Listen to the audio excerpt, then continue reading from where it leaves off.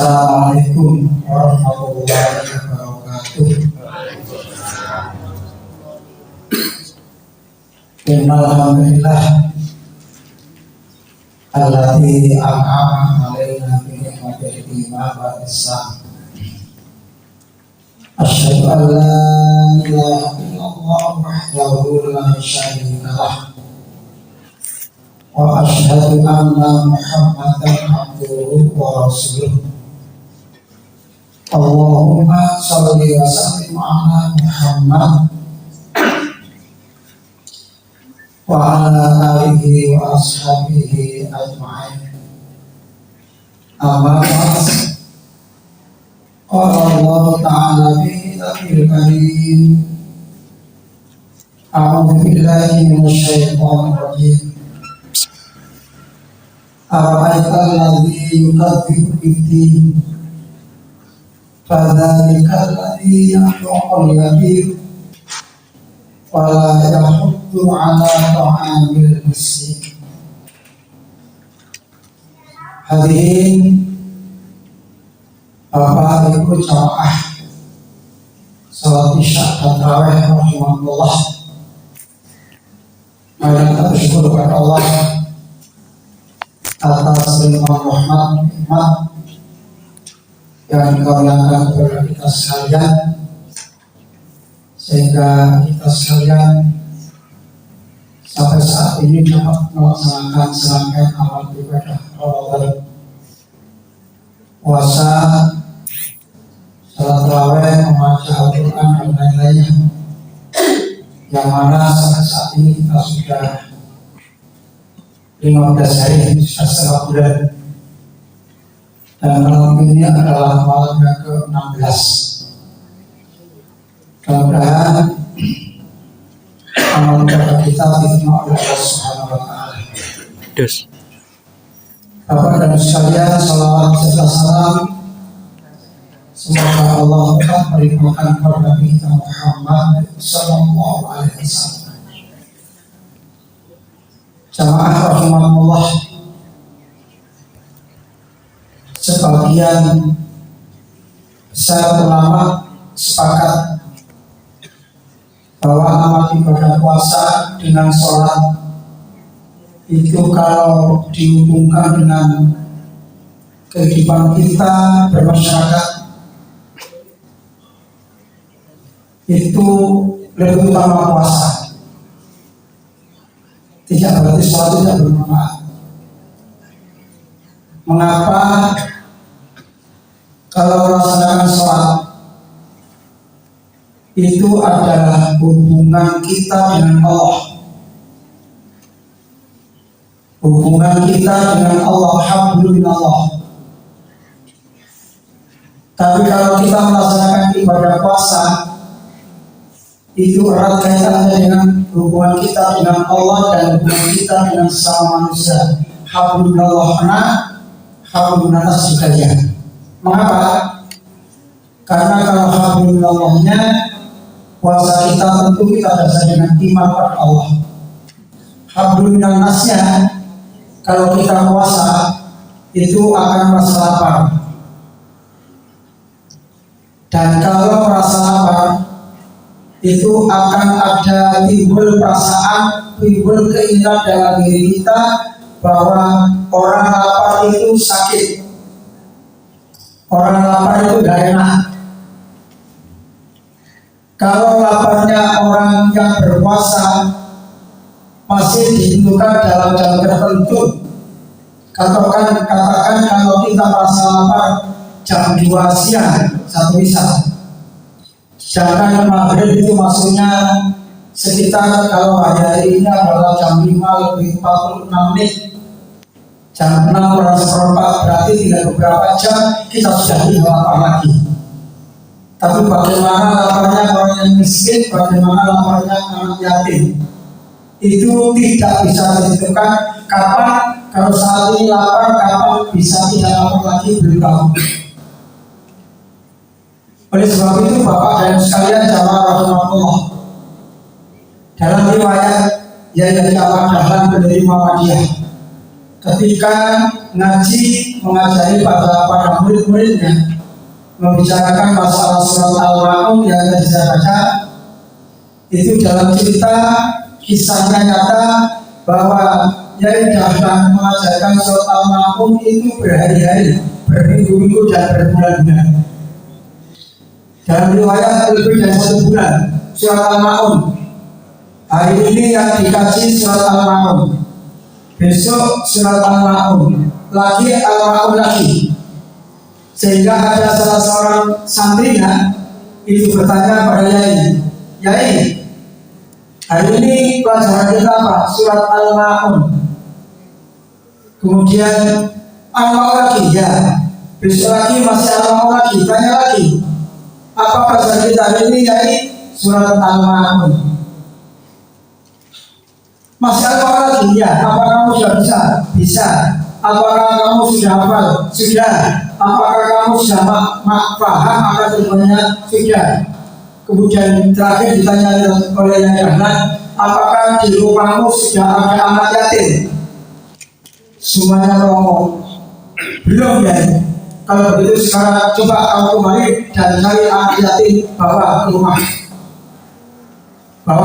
masing-masing. Kemudian dikatakan dimandikan, diganti pakaiannya, dikasih makan dengan baik. Itu pentingnya masalah anak yatim. Bapak dan ibu sekalian, para jamaah rahmatullah, tema yang diberikan kepada saya adalah Rasul menyuruh kita untuk cinta pada anak yatim. Mengapa demikian? Ada beberapa hal yang perlu kami sampaikan dalam kesempatan malam ini. Yang pertama, karena menyantuni anak yatim itu adalah kebaikan bagi diri kita. Menyantuni anak yatim itu adalah sebuah kebaikan untuk diri kita. Di masa Rasulullah SAW, satu ketika Rasulullah SAW berjalan di masjid, ternyata dilihat ada seorang anak yang katakanlah pakaiannya itu kumuh, kelihatannya lesu dan seterusnya.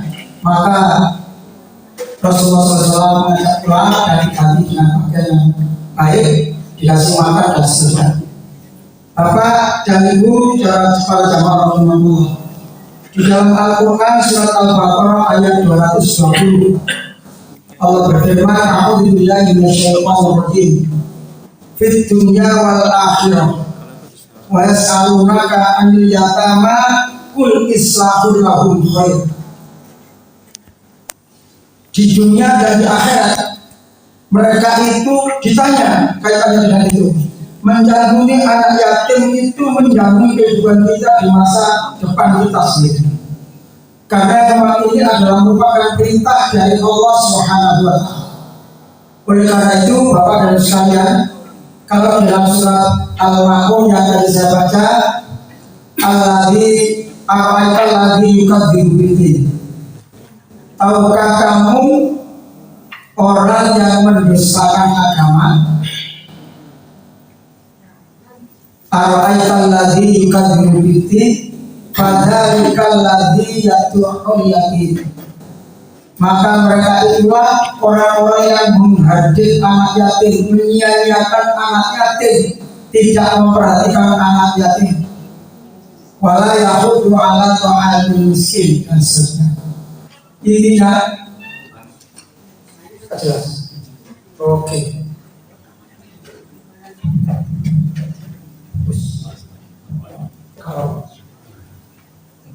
Cek. Jelas, Bu? Oke. Saya lanjut. Karena orang yang tidak memperhatikan anak yatim itu dikategorikan oleh Allah orang yang mendustakan agama. Rasanya berat. Kalau kita beragama Islam, kemudian dinyatakan tidak, kita termasuk mendustakan agama hanya karena kita tidak memperhatikan anak yatim, itu kan ruginya luar biasa. Oleh sebab itu, ibu dan bapak sekalian, para jamaah rahimahullah, memperhatikan anak yatim, menyantuni anak yatim itu amat sangat penting bagi kita sekalian. Karena dengan kita memperhatikan, mencintai anak yatim, itu pertanda kita terhindar dari yang namanya pendustakan agama. Bapak Ibu para jamaah Allah, mencintai anak yatim itu salah satu di antaranya. Yang kedua adalah menafkahi anak yatim adalah sebaik-baik harta. Al-Quran surat Al-Baqarah ayat 215. A'udzubillahi minasyaitonir rajim. Saya kutip ayat ini, yas'alunaka madza tunfiquna qul ma anfaqtum min khairin. Ditanya kepada mereka, apa yang kamu infakkan, yang kamu nafkahkan harta kamu, min khairin yang lebih baik, maka yang sebaiknya harta itu diinfakkan, dinafkahkan adalah falil walidain, kepada kedua orang tua, wal aqrabi dan sanak kerabat, wal yatama dan anak-anak yatim, wal masakin, kemudian orang miskin dan ibu sabil. Bapak dan sekalian para jamaah rahimahullah, karena itu agar harta kita tidak tergolong harta yang sia-sia, tergolong harta yang baik, tergolong manusia hamba Allah yang diberikan harta dan bersyukur kepada Allah, maka satu jalan adalah mari juga kita sedekahkan untuk orang yatim, kita perhatikan, kita cintai anak yatim kita.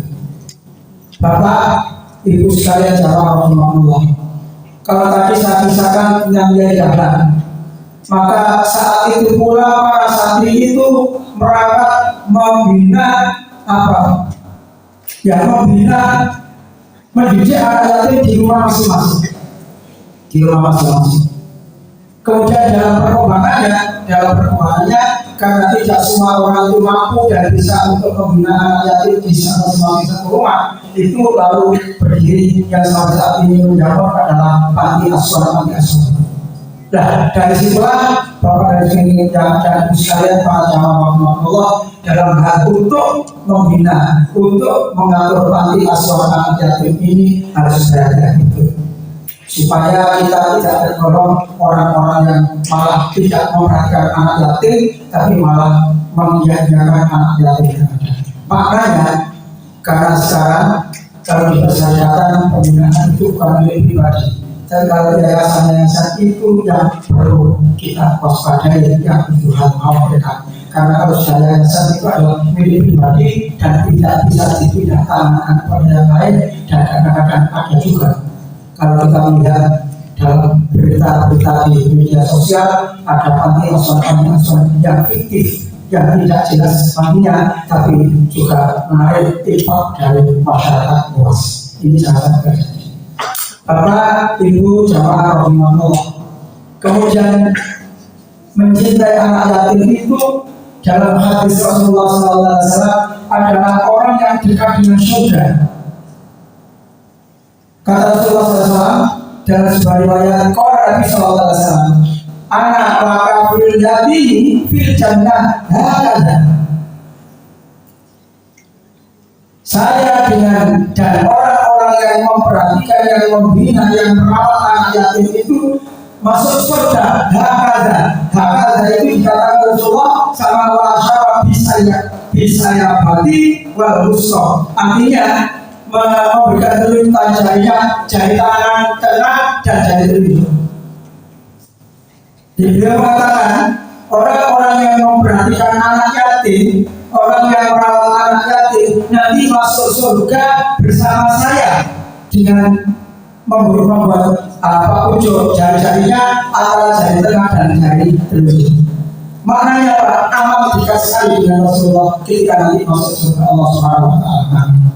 Mudah-mudahan Bapak dan Ibu sekalian kita tergolong orang yang tidak meninggalkan anak yatim. Kalau dalam rumah kita tidak ada anak yatim, mungkin kita nggak mampu atau apa dan lainnya, tapi jangan lupa tetap kita perhatikan anak yatim lewat panti asuhan yang ada, panti asuhan yang sekiranya dapat dipertanggungjawabkan dan juga tidak untuk kemungkinan karena kalau tidak perawat dalam rumah kita, kalau ada saudara kita, ada jamaah kita yang yatim, itu kita perhatikan, baik itu sekolahnya, pakaiannya, termasuk makan-makannya, terutama anak yatim yang masih belum dewasa, yang masih belum bisa mencari nafas sendiri.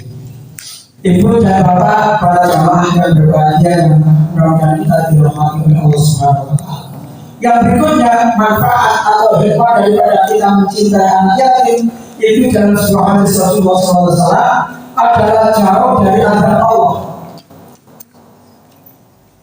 Rasulullah SAW bersabda, "Waladzi ba'asani bil haq la yu'adzibullah yaumil qiyamah marrah yatim." Ketahuilah, aku tidak akan firman-firman cerita Rasulullah SAW ini terkawal hadis suci, aku tidak akan mengadab orang yang mengasihi anak yatim dan berlaku di rumahnya atau dan berlaku yang ramah kepadanya. Hadis ini riwayat Imam Tabrani. Bapak, Ibu dan adik sekalian, intinya bahwa mencintai anak yatim itu merupakan sunnah Rasulullah, perintah Rasulullah. Ya tentunya kalau perintah Rasulullah dan juga perintah Allah SWT. Mencintai anak yatim bisa dengan wujud kita memperhatikan, tidak menghadir, kita bisa juga memberikan santunan, kita juga bisa merawat dengan baik sesuai dengan kondisi ekonomi, kondisi kemampuan kita masing-masing. Kalau kita memperhatikan anak yatim, insya Allah Bapak dan Ibu sekalian, kita akan dijamin oleh Allah akan masuk surga Allah, dan bahkan dalam doa yang akan saya bacakan adalah akan bersama jejer berdekatan dengan Nabi kita Muhammad Sallallahu Alaihi Wasallam. Bapak dan Ibu jamaah rahimahullah, itu yang saya sampaikan dalam kesempatan pada malam ini. Intinya harus saya menyampaikan bahwa kita memanfaatkan kemampuan yang ada pada kita, kemampuan kenikmatan yang diberikan oleh Allah kepada kita ikut memperhatikan, yaitu kepentingan anak-anak yatim, termasuk para duafa dan yang lainnya. Mudah-mudahan dengan kita memperhatikan, dengan kita merasakan ibadah puasa yang tadi saya sampaikan, bahwa puasa itu salah satu di antaranya hikmah karena kita lapar, kemudian kita turut merasakan bagaimana sakitnya orang lapar. Kalau laparnya itu karena puasa, masih ada dengan waktu yang akan bisa kita harapkan untuk tidak lapar lagi karena akan segera berbuka. Tapi bagaimana laparnya anak yatim, laparnya orang miskin, laparnya orang-orang yang tidak ada yang dimakan, tidak ada yang digunakan untuk fasilitas itu. Dan kalau kita bicara laparnya anak yatim, laparnya orang miskin pada saat ini, tidak perlu lapar karena lapar dari segi perutnya, tapi juga tidak untuk kemungkinan lapar dalam arti lapar biaya sekolah, lapar pada kehidupannya, lapar untuk artinya membutuhkan biaya hidup dan lain-lainnya. Mudah-mudahan kita diberikan oleh Allah kekuatan, diberikan oleh Allah bisa membantu, bisa menyumbang, bisa memperhatikan anak-anak yatim dan orang-orang miskin yang ada di sekitar kita. Warahmatullahi mohon maaf. Nasrullah wa fathul qarib wa basyiril mu'minin. Wassalamualaikum warahmatullahi wabarakatuh.